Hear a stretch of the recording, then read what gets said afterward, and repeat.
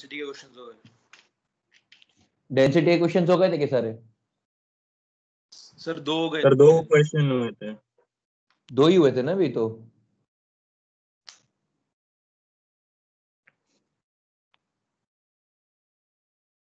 दोनों क्वेश्चन कौन कौन से हुए थे?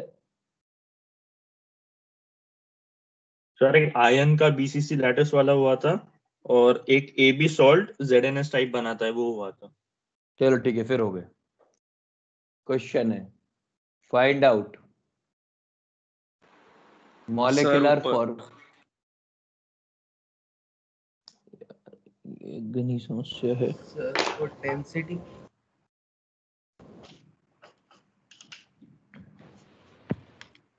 Question find out molecular formula of compound. पहला question, if A occupies corner, B occupies 1/4 of tetrahedral voids। दूसरा क्वेश्चन, सब में ये अलग अलग क्वेश्चन है, बताते जाइएगा फॉर्मूला, या आपको ऐसा लगे कि मेरे को एक सॉल्व करना है तो बता सकता हूं। Corners B at face centers sorry B occupies BA forms CCP and B occupies 1/4 TVs. B at face centers, C at 1/2 of OVs. Third, A forms CCP lattice, B is at edge centers, C is at 1/2 of TV, D is at body center. Fourth, A forms CCP lattice, B is at half OVs, C is at 1/4 TVs, D is at remaining, D is in half of remaining TV, E is in half of remaining OV.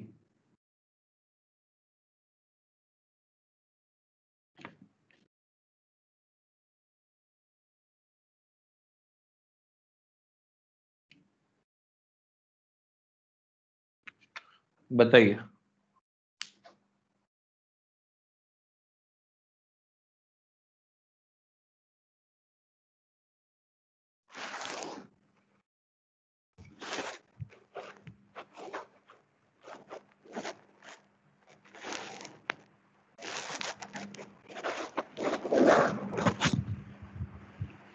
ये 5 question आप चाहें क्या मैं एक solve करके बताऊं क्या आपको? सर रुको ना 1 मिनट। नहीं, मैं सॉल्व करके बताऊं कि आपको सर, आगे कैसे करना है? हाँ सर समझा। पहले 2 हो गए। यदि 2 हो गए तो फिर ठीक है, करो। नहीं, यदि किसी को भी लगता है कि पहले मैं बताऊं एक क्वेश्चन करके, तो वो मुझको पहले रोक के पूछ सकता है, मुझे कोई समस्या नहीं है। मैं विश्राम कर लेता हूं, जब तक एक छोटी सी नींद पूरी कर लेता हूं।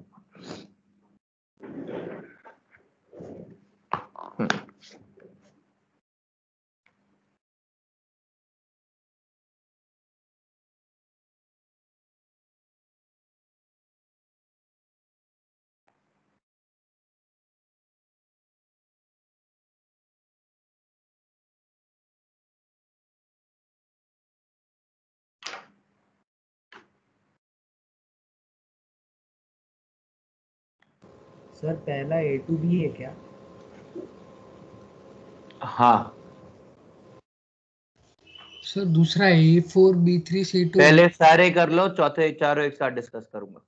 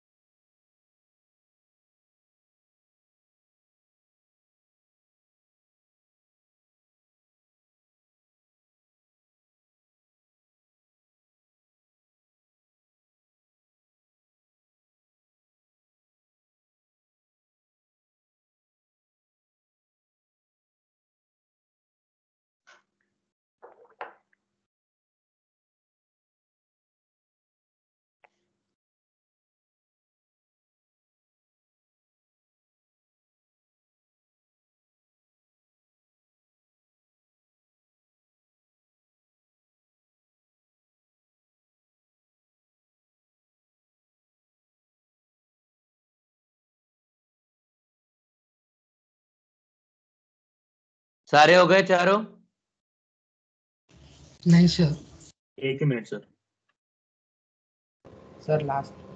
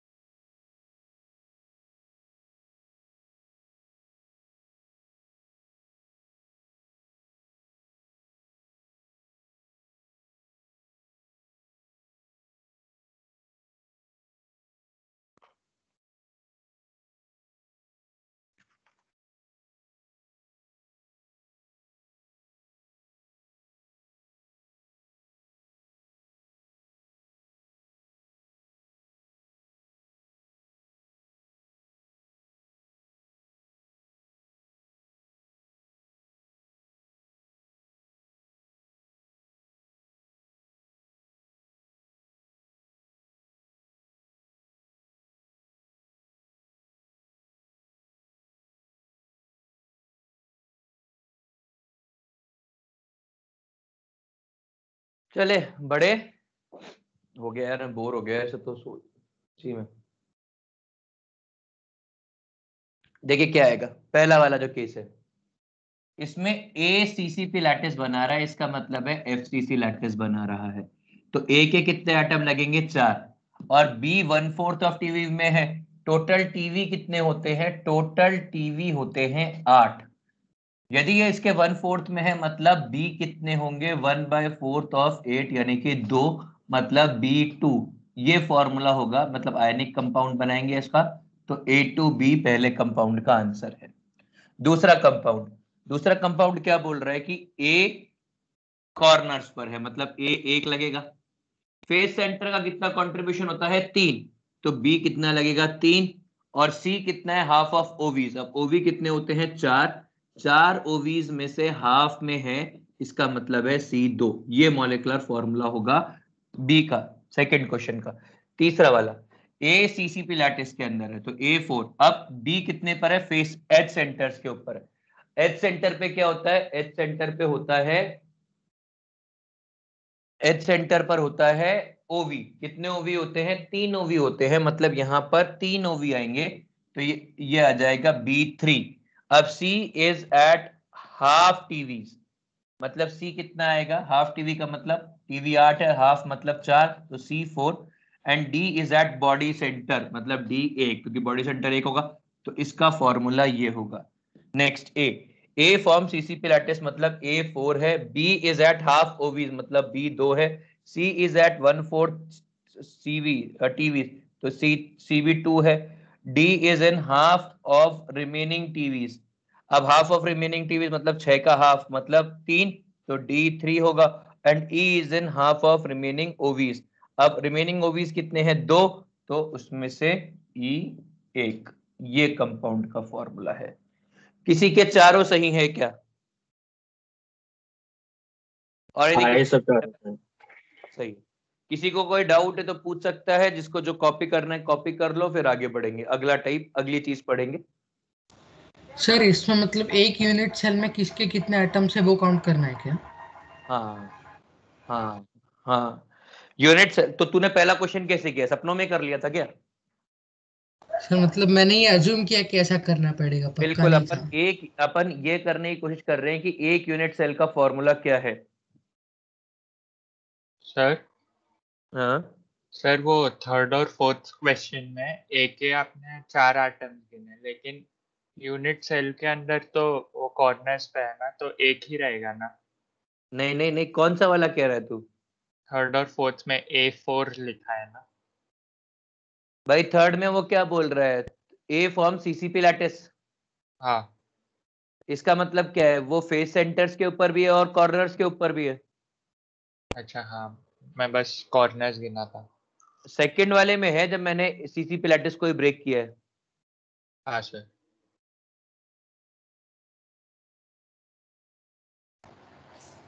सर कॉर्नर्स तो लेकिन 8 रहते हैं ना, तो 4 क्यों लिए? क्या? सर कॉर्नर्स मतलब वो क्यूब के कॉर्नर्स हैं सीसीपी के। हाँ, कौन सा वाला क्वेश्चन पूछ रहा है? सर सेकंड में तो एक। ए, तो एक कॉर्नर पे कितना कंट्रीब्यूशन होता है एटम का? एक ही अच्छा कंट्रीब्यूशन होता है हाँ ना। हाँ सर समझो।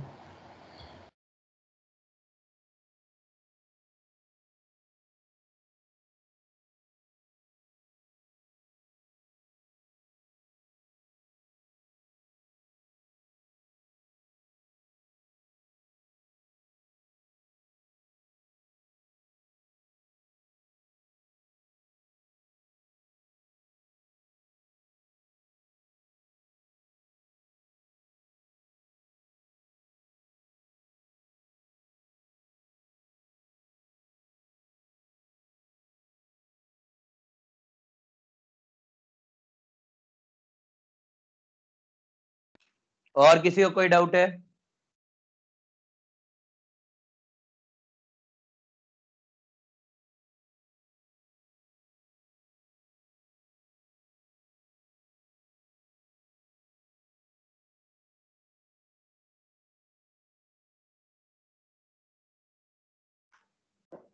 चलिए फिर आगे बढ़ते हैं। अगला टाइप है डिफेक्ट्स। प्रणव क्या कह रहा है? बोल। नहीं सर, आप बीच में बोल नहीं रहे थे ना, मेरे को लगा डिस्कनेक्ट हो गया। अच्छा चलो ठीक है, डन। देखिए इसके बाद ये अगला टाइप का क्वेश्चन था आगे बढ़ते हैं। अब है डिफेक्ट्स। डिफेक्ट्स के आखिर में पढ़ेंगे हेक्सागोनल क्लोज्ड पैकिंग, मतलब चैप्टर के आखिर में पढ़ेंगे अपन हेक्सागोनल क्लोज्ड पैकिंग।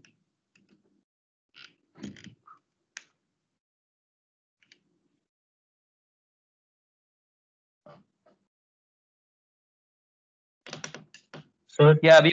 हाँ बोल भाई। सर एक और था कि जब लाइक जो हमने सॉल्ट्स निकालने हैं हमें, तो उसमें रेडियस का रेशियो जो वो गिवन रहेगा के क्वेश्चन में। अच्छा, वैसा भी एक क्वेश्चन करवा दूं? सर और रेशियो से नहीं। टाइप डिटरमाइन करने के भी क्वेश्चंस आएंगे क्या? बिल्कुल आ सकते हैं। क्वेश्चन समझिए, एक क्वेश्चन वो भी करवाते हैं। A plus and B minus, चल छोड़, तेरे को हाइपोथेटिकली कर रहे हैं, तो A plus and B minus, ऊपर जा रहा है। सर ऊपर। A plus and B minus have their radius 0.8 nanometer and 1 nanometer respectively. Find out location of atom in unit cell and edge length of unit cell. दूसरा question, a plus and b minus 2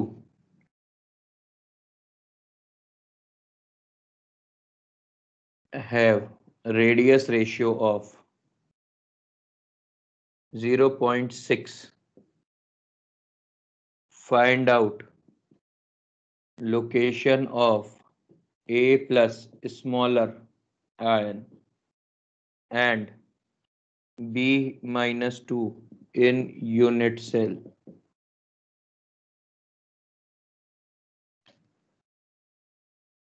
बता।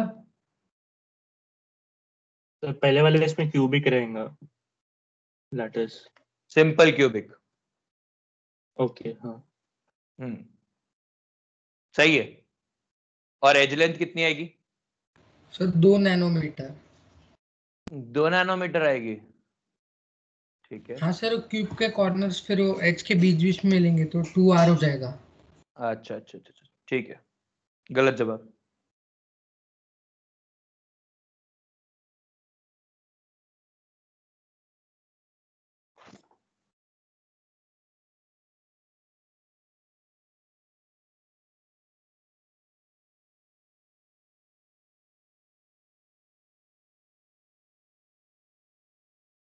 Sir बोल।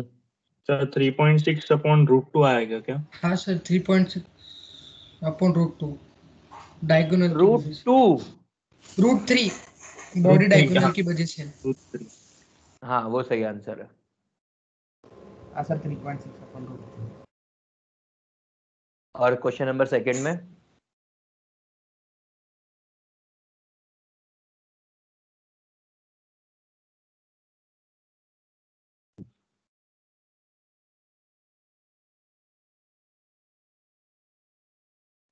Sir वो sir हमें 6 दोनों में दोनों निकाल की के। रेडियस 0.6 है क्या? अरे यार रेशियो बोला है ना। अरे यार रेडियस ऑफ नहीं, radius ratio of.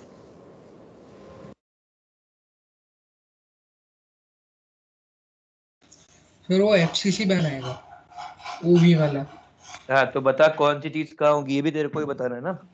Sir sir FCC वो ए बनाएगा और ओवी में बी होगा।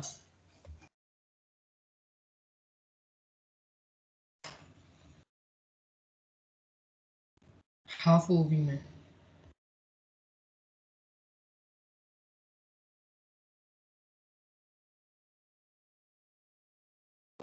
Sir ratio A to B होगा ना। हाँ रेशियो। अबे A plus and B2 minus है, रेडियस रेशियो 0.6। हाँ सर पर वो इसका रेशियो A to B होगा ना। अरे अरे वो कंपाउंड का फॉर्मूला फॉर्मूला है। बोल रहा है तू। हाँ भाई। हाँ A मॉलिक्यूल्स 2 हो गए तो B 1 होगा ऐसा। हाँ सर उसकी एज लेंथ नहीं निकालनी है ना सेकंड वाले की? है। सेकंड वाले की एज नहीं निकालनी है ना?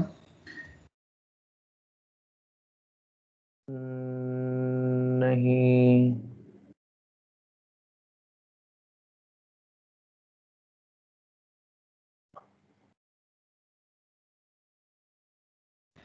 तो दूसरे में ए एफसीसी बनाएगा और बी 1/4 ओवी ऑक्यूपाई करेगा। हाँ सर 1/2 होगी।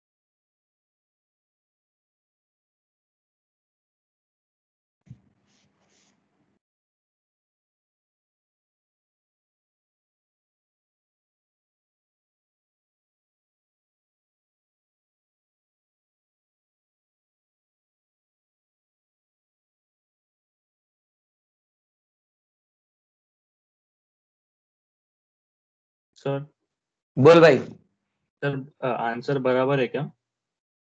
किसका?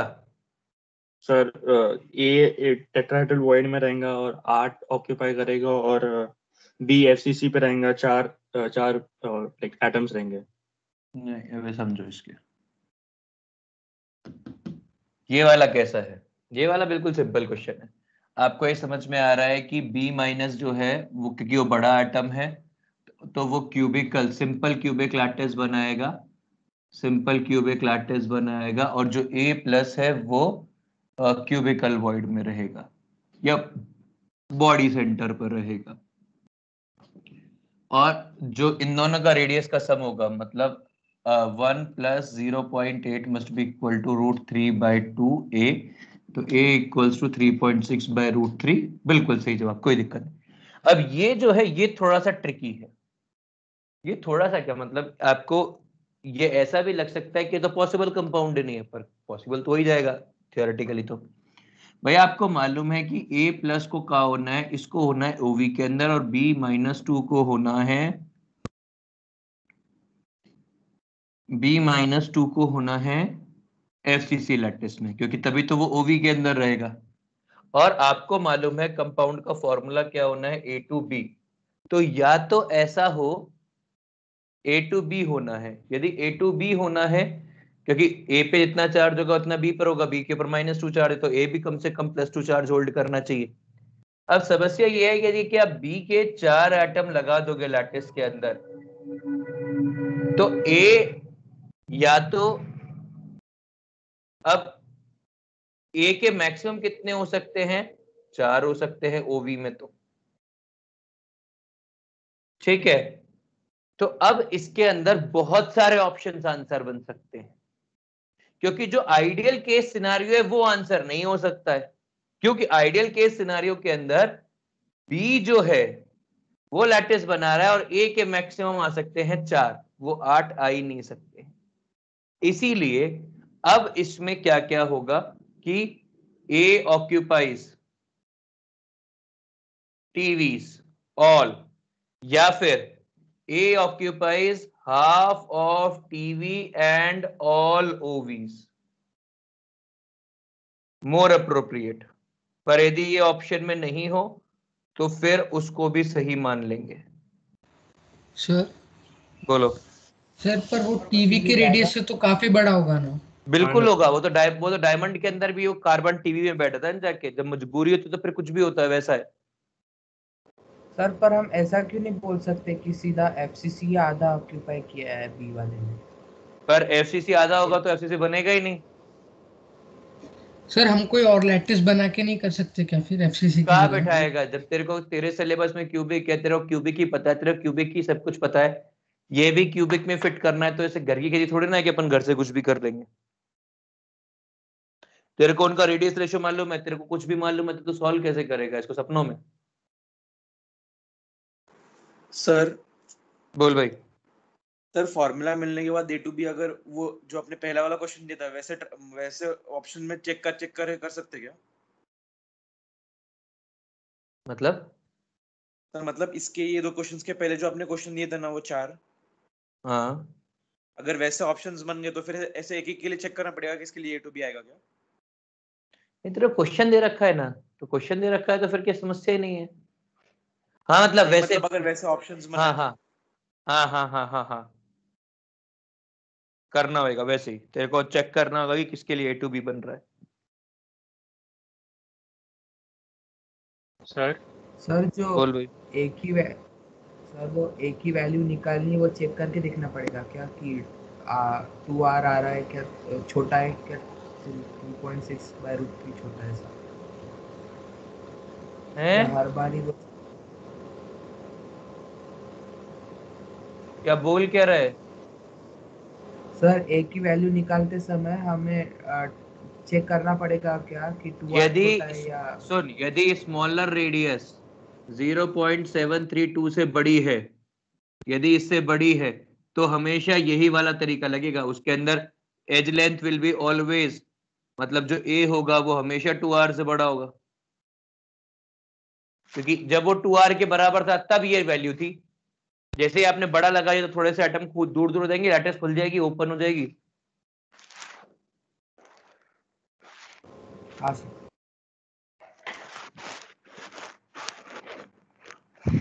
चलिए देखिए, लैटिस समझना, ये क्वेश्चन आसान क्वेश्चनों में काउंट होते हैं, mains level, CET level, BITSAT level है यही एडवांस नहीं है किसी भी एंगल से।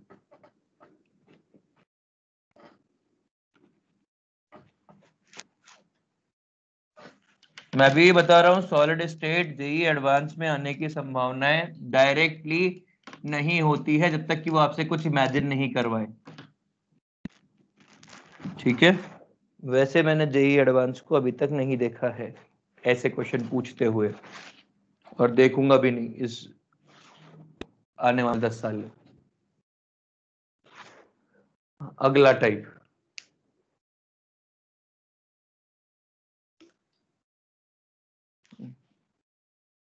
अगला टाइप क्वेश्चन का, या अगला टाइप, अगला टॉपिक।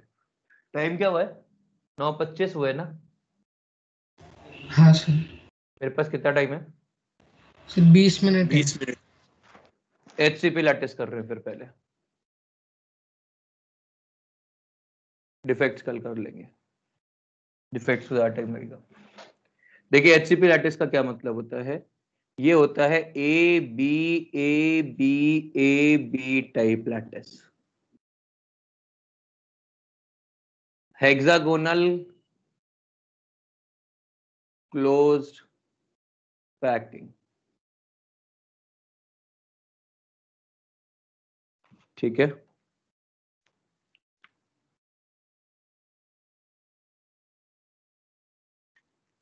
समझिए कैसा होएगा।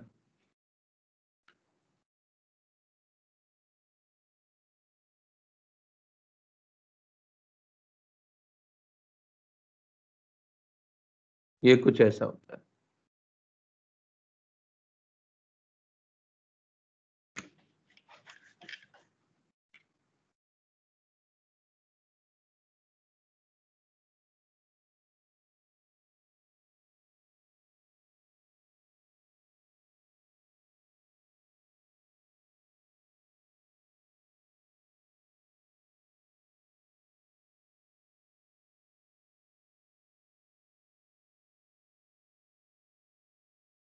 ये लैटिस होता है।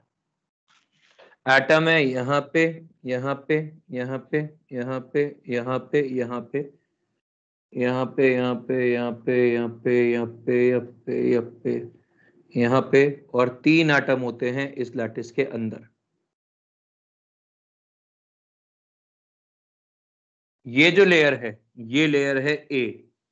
ये जो 3 एटम अंदर होते हैं, ये तीनों इस अरेंजमेंट में लग जाते हैं, मतलब अपोजिट अरेंजमेंट में। ये होती है बी लेयर और ये होती है फिर से ए लेयर। ठीक है, तो ये होता है ए बी ए अरेंजमेंट या ए बी टाइप लैटिस, मतलब ऊपर फिर 3 ऊपर, तो ये ऐसा है। और ये भी क्यों है? क्योंकि किसी और हेक्सागन का पार्ट है।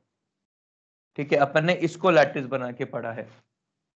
अब इस लैटिस के अंदर अपन क्या क्या जानते हैं? सबसे पहले चीज अपने को ये जानना होगा, number of atoms in A lattice.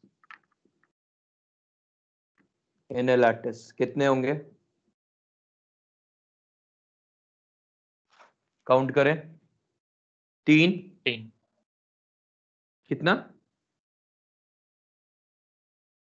अमान, कितना होएगा? 15 ना शायद, वो सेंटर में भी है क्या हेक्सागन के? हाँ नहीं, बिल्कुल।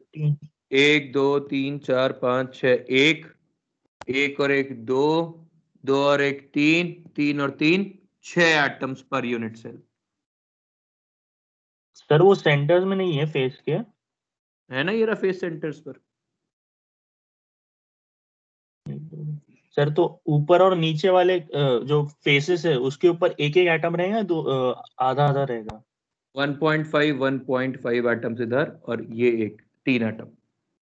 ठीक है सर सर। तो मतलब वो जो हेक्सागोनल फेस होगा पूरा एक एटम में कंट्रीब्यूट करेगा क्या?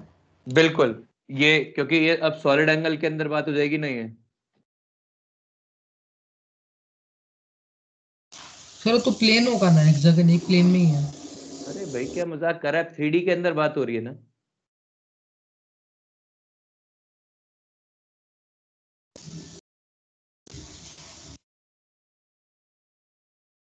ठीक है, तो अब कुल मिला के ये है कि 6 एटम ऊपर है, 6 एटम नीचे है, मतलब ये एक लेयर ऊपर है, एक लेयर नीचे है और एक के बीच में है। ये जो है ये 1.5, ये कितना कर रहा है? ये 1/6 ऑफ एटम कंट्रीब्यूट कर रहा है, क्योंकि ये सॉलिड एंगल 120 का है, या क्या बोलते हैं उसको सॉलिड को, π/3 का है। π/3 बोलेंगे, क्या बोलेंगे? सर 2π/3। 2π/3 का है। तो टोटल कितना होएगा? 4π होगा, तो ये कितना कंट्रीब्यूट करेगा? ये 1/6 कंट्रीब्यूट करेगा। तो 1/6 1/6 1/6 1/6 1/6 तो 1/6 सारा मिला के 6 मिला के 1 हो गया, और इधर भी नीचे 6 हो गया। ये फेस सेंटर पे है तो ये आधा है और ये आधा है, ये फेस सेंटर है। सर लैग आ रहा है थोड़ा, सर वो समझ में नहीं आ रहा काउंटिंग वाला। सर बोलो। सर एक बार वो सॉलिड एंगल का कॉन्सेप्ट बताओ ना। तेरे को सॉलिड एंगल आता है कि नहीं आता, पहले ये बता। सर नहीं आ रहा सर। स्फेयर जानता है? हाँ स्फेयर का जो टोटल एंगल सॉलिड काउंट होता है ना, ये जो एंगल काउंट होता है, ये तुम सर्किल बनाते हो तो ये एंगल कितना होता है टोटल? 360 डिग्री। सॉलिड हाँ एंगल में ये जो चीज होती है ये होता है 4π या 720 डिग्री। सरल भाषा में एक स्फेयर एक एटम है, मतलब 4π एक एटम है। अब आप उसके अकॉर्डिंग देख लोगे कि भाई कौन कितना कंट्रीब्यूट करता है। भाई ये 120 डिग्री है, 1 या तो डिग्रीज में करोगे तो ऐसे करोगे, और यदि पाई में करोगे तो ये 2π/3 है, कि भाई 2π/3 है, n into 2π/3 must be equal to 4π। तो कितने n होंगे? तो n कितने हो जाएंगे? 6। वैसा, या फिर 120 के अंदर तो 120 इंटू 6 6, मतलब यदि 6 बार ये होगा तो ये एक स्फेयर का एंगल अचीव होगा। हाँ निलय? सर। हाँ सर। खैर कोई बात नहीं, आगे। अब इसमें अपने को क्या देखो, मैं इसकी पैकिंग एफिशिएंसी वैकिंग एफिशिएंसी कुछ कैलकुलेट नहीं करूंगा। पैकिंग एफिशिएंसी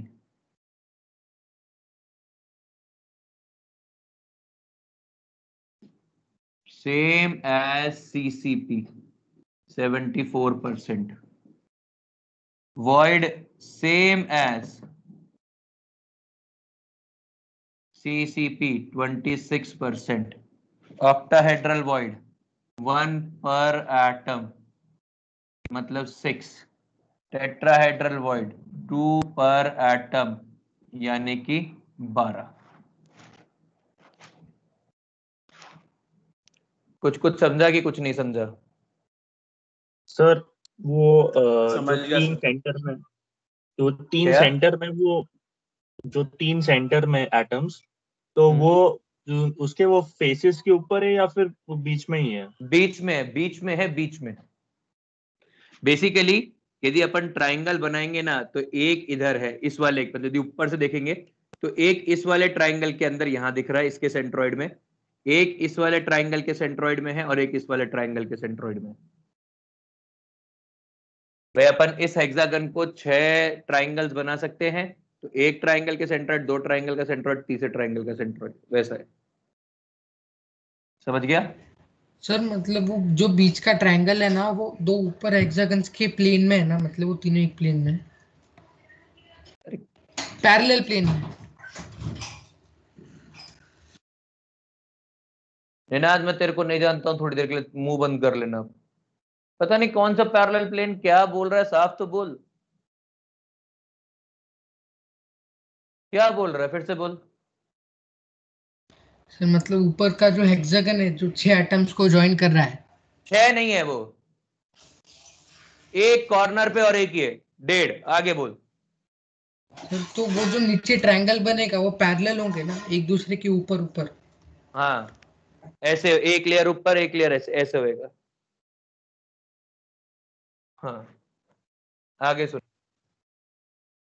तो टीवी हो जाएंगे 2 पर। ठीक है, आगे। अब बात आती है यदि अपने को इसका वॉल्यूम निकालना पड़े, क्योंकि यदि वॉल्यूम निकला तो ये सब चीजें अपने आप निकल जाएंगी, मतलब कम से कम ये दो चीजें अपने आप निकल जाएंगी। तो वॉल्यूम निकालने के लिए आपको क्या चाहिए हेक्सागन का? Area of plane, area of hexagon into height आएगा area, volume. Area of hexagon तो आप निकाल लेंगे, एरिया ऑफ हेक्सागन निकालना बहुत बड़ा इशू नहीं होना चाहिए आई सपोज, क्योंकि आपको ये मालूम है कि जो ये एज है, ये किस मतलब एरिया तो निकाल लेंगे ना, आपको एरिया में तो कोई समस्या नहीं आएगी आपको आई सपोज। नहीं सर। बात है हाइट निकालने की, तो इसकी हाइट निकालने का कार्यक्रम अपने को करना होता है। एक बार हाइट निकालते हैं फिर थोड़ी सी और आगे बातें कर लेंगे। अब हाइट निकालने के लिए अपन क्या करते हैं, इस वाले लैटिस को ऐसे यहां से 2 हाफ्स में बांट लेते हैं, और अब अपन पढ़ते हैं ये वाला टेट्राहेड्रन, सिर्फ इतना सा पार्ट कि इसके एग्जैक्ट सेंटर में ये है, और ये वाली हाइट कितनी हो जाएगी, यहां से लेकर यहां तक हाइट कितनी हो जाएगी, ये हो जाएगी h/2। कोई दिक्कत है? अब यदि आप इतने से को देखोगे तो आपको क्या दिखाई देगा, ये यहां पर है, तो आप ये एक राइट एंगल ट्राइंगल कंस्ट्रक्ट कर सकते हो, हाँ है ना। और ऐसा है कि ये दोनों एटम आपस से कनेक्टेड है, मतलब ये वाली चीज 2r के बराबर है। आपको ये हाइट निकालनी है, ये एंगल 90 डिग्री है, तो क्या ये हाइट निकल सकती है? ये डिस्टेंस कितनी हो जाएगी भाई, ये है सेंटर, ये है 2r, ये भी है 2r, ये है 2r वाले का सेंट्रोइड, मतलब इस इक्विलेटरल ट्राइंगल का सेंट्रोइड है, तो ये डिस्टेंस निकल जाएगी। तो क्या ये हाइट निकल जाएगी या h/2? तो आप क्या बोल पाएंगे, मतलब मैं सादा सरल तरीके से h/2 का होल स्क्वायर प्लस ये सेंट्रोइड और ये वाली डिस्टेंस कितनी होगी, ये होगी 2/3 इंटू √3a/2। सर √5 है। कितनी? अच्छा ए ले रहे हैं क्या, तो फिर हाँ √3 आता है। √3a, मतलब ये 2r हो जाएगी, इसका whole square must be equal to 2r का स्क्वायर। क्लियर है क्या? सर वो उसकी लेंथ कैसे निकाले सेंट्रोइड और इसकी? सच्ची तुमको उस दिन पढ़ा के कोई फायदा नहीं हुआ, मेरे को ऐसा लगता है। सर इधर समझो। अरे समझेगा भी नहीं, तू सुनना तो थोड़ा ना चाहते हो। चलो उल्टा लेते हैं, जो आप लोग जान से समझते हो। भाई ये वाला इस वाले ट्राइंगल के भी जस्ट ऊपर होगा, तो अपन ये यहाँ पे एक ट्राइंगल कंस्ट्रक्ट कर लेते हैं। ये सेंट्रोइड आ गया, ये इधर वाला पॉइंट आ गया, ये आ गया, और ये दोनों आटम आपस में कनेक्टेड हैं, तो ये अपन ने ट्राइंगल ले लिया। इस ट्राइंगल को अपन ने बाहर निकाल लिया। तो जरा समझ, ये है परपेंडिकुलर, ये है राइट एंगल, और ये है हाइपोटेन्यूज। ये जो एंगल है ये 90 डिग्री है, क्योंकि अपन ने परपेंडिकुलर ड्रॉ किया है। ये 90 डिग्री है। ये जो है ये बेस, ये कहाँ पर है? हाँ सर वो जो आपने परपेंडिकुलर ड्रॉप किया वो ट्रायंगल के वर्टेक्स से तो नहीं मिलेगा ना, दोनों के, एक के साइड और दूसरे के वर्टेक्स भाई, से जाके इसका मिलेगा। ये इसका सेंटर ये इसके बिल्कुल सेंट्रोइड के ऊपर प्लेस्ड है। हाँ, दोनों के सेंट्रोइड एक ही, हाँ मतलब दोनों के सेंट्रोइड एक के नीचे। मैं दिख रहा हूँ वापस? हाँ इधर सुन। ब्लरी हो गया, क्या थोड़ा ब्लरी हो गया सर पहले से। जानबूझ के किया है? इधर सुन, ये जो एटम है, ये वाला जो एटम है, ये वाला एटम इस वाले ट्राइंगल के सेंट्रोइड के बिल्कुल ऊपर है। तो अपन ने क्या किया, अपन ने ये वाला एटम लिया, यहां पे इसका सेंट्रोइड लिया और ये कॉर्नर लिया, तो क्या अपन ये एक राइट एंगल ट्राइंगल ड्रॉ कर सकते हैं? हाँ सर, समझा समझा। और ये जो डिस्टेंस है वो इसका रेडियस प्लस इसका रेडियस होगा। तो ये जो जगह होगी, ये जो चीज होगी, ये होगी 2r के बराबर, ये होगी h/2 के बराबर। सर क्लियर नहीं दिख रहा अभी कुछ भी। अरे एक सेकेंड, ये ट्राइंगल समझ गया ना? ट्राइंगल समझाना जरूरी था अभी। हाँ सर भाई। हाँ सर, समझा।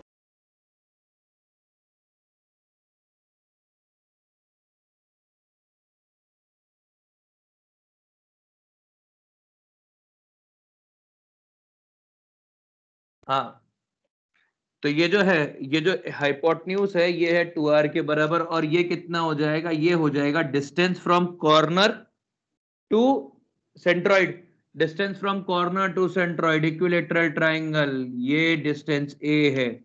ये इसको कैसे बांटता है? ये हाइट जो परपेंडिकुलर आता है ये कितना होता है? √3a/2 इंटू ये आ जाएगा 2/3 a।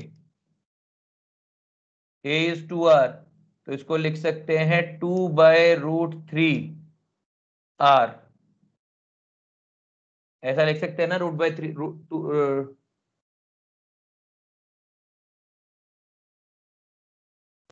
हाँ टू सर, बाई लिख रूट सकते हैं।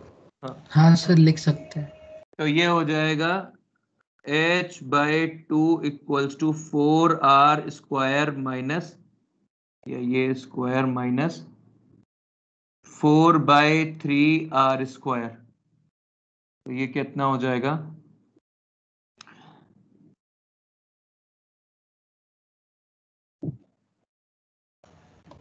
Eight by three r square. 8/3r square equals to h/2। तो h स्क्वायर बाय वो h स्क्वायर बाय 4, तो h square equals to 32/3 r square. तो h equals to 4√2/3r sir √3। By √3। ये height आ जाएगी इसकी। हाइट और एरिया निकल जाएगा तो इसका वॉल्यूम आ जाएगा। अब इसका वॉल्यूम आ जाएगा तो फिर आप इसकी पैकिंग एफिशिएंसी भी निकाल पाएंगे।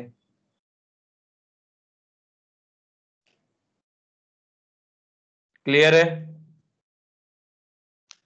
क्या यहां तक क्लियर है?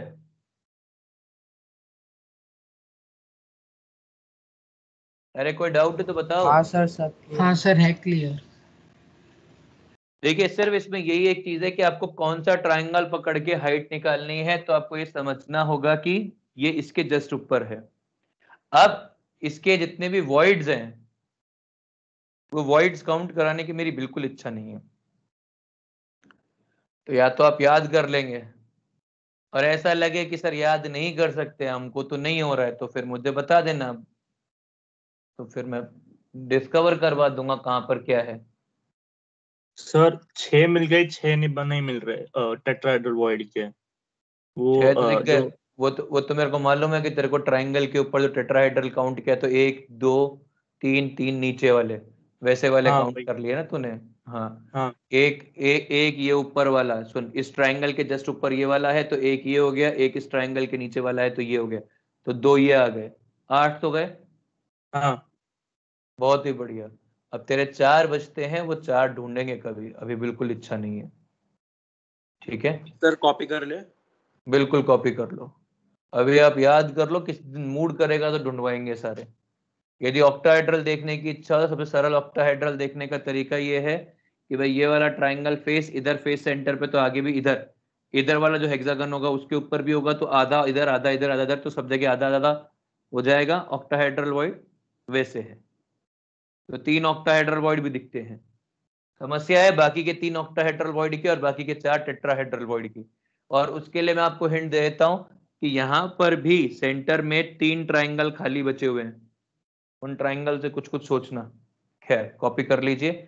ये हेक्सागोनल क्लोज्ड पैकिंग खत्म हो गई है। पैकिंग एफिशिएंसी ठीक है, वॉइड ठीक है, सब कुछ ठीक है। अब देखिए ये जो क्लोज्ड पैकिंग होती है ना, क्लोजेट पैकिंग होती है, इसकी इसकी कैरेक्टरिस्टिक क्या होती है कि इसमें 2 लेयर कभी भी एक जैसी नहीं है। मतलब यदि मान लो ए बी सी ये क्लोज्ड पैकिंग है, ए बी ये क्लोज्ड पैकिंग है, A B C A B A B ये भी क्लोज्ड पैकिंग है।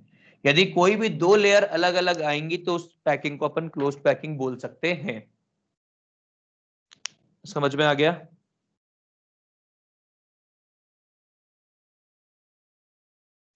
कॉपी कर लीजिए।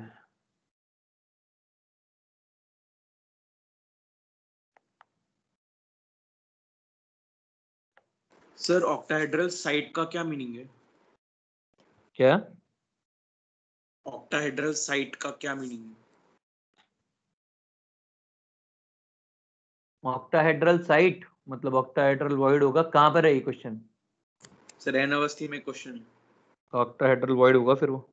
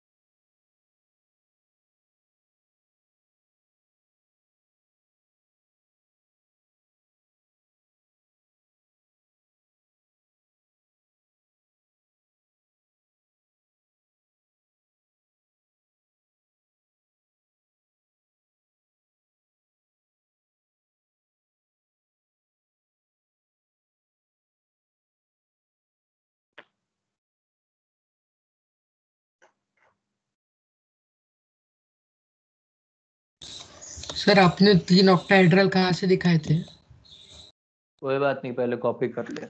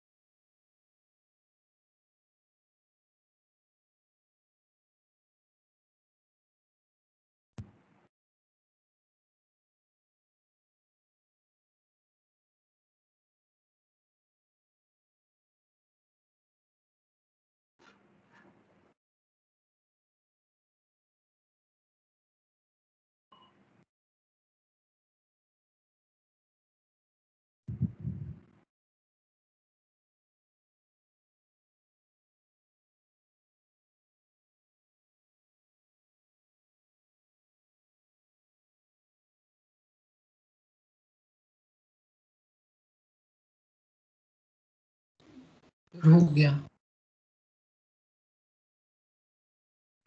ठीक है।